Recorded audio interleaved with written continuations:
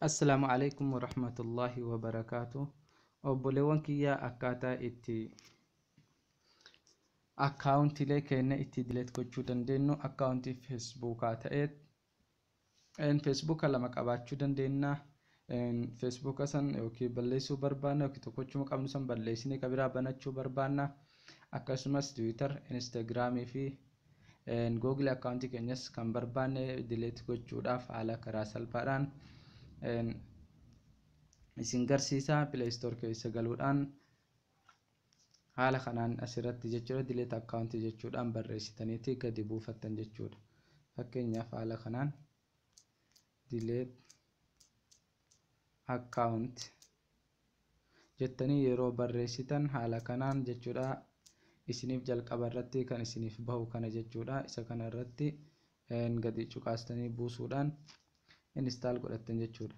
Erga install godhattanii sana booda fuula mobaayila keessanii irraa akka argu jirtan kanatti ni bantu.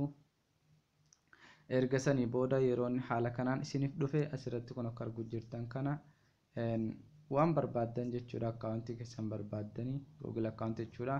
Facebook ta'e, Instagram, Telegram, Snapchat, Twitter, Yahoo haaluma kanaan dileet Google akkaawuntiidha. Ka barbaaddan dileet gochuu dandeessu jechuudha. Anama fakkeenyaaf meen isin haa agarsiisu Facebooka dileet godheen isin garsiisa jechuudha. Isa kana jechuudha. Isa jalqaba irra jiru kana Facebooka irratti ni cuqaasna. Haala kanaan isiniif fide jechuudha. When you delete your account, your profile, photos, videos, comment, like and followers will be permanently removed jedha jechuudha.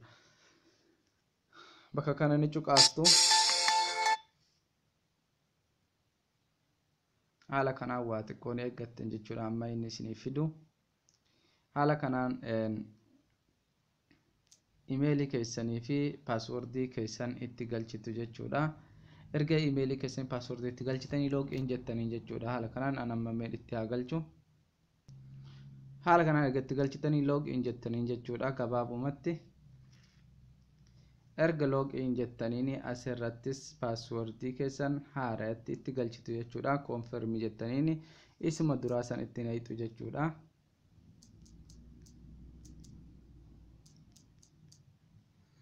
Sana booda maal jettanii submit bakka jettu kana ni cuqaastu jechuudha. Eega confirm gootanii submit jettuun jechuudha.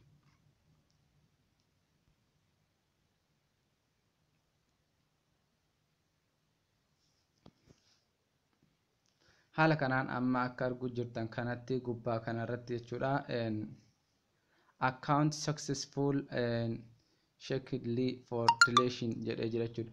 Gabaabumatti asirratti akka argu jirtan kanatti jechuudha. Gama gadii kanatti jechuudha dubbisuu ni dandeessanii kunuunsa gidduu kana will be permanently deleted with 14 days if you log not your account within the next 14 days. You will have the option to cancel your request. Kanaaf guyyaa 14 booda meesejiitu isiniif dhufa emailii keessan irratti jechuudha. Cancel kan jedhuu fi yookaan okay yes kan isiniin jedhu isiniif fida jechuudha. Delete godhi kan jedhu yoo hangasitti login kan hin goone taate guyyaa 14 booda meesejii isinii dhufa. Meesejii san qofa irra dhooytaniiti continue jettanii jechuudha delete gootan jechuudha. Haaluma kanaan hanga guyyaa 14 teennaan delete ta'a jechuudha. Facebookni kun guutumaan guutatti hin dalagu jechuudha. Kanaaf share waliif godhaa. Wassalamu alaikum warahmatullahi wabarakatuh.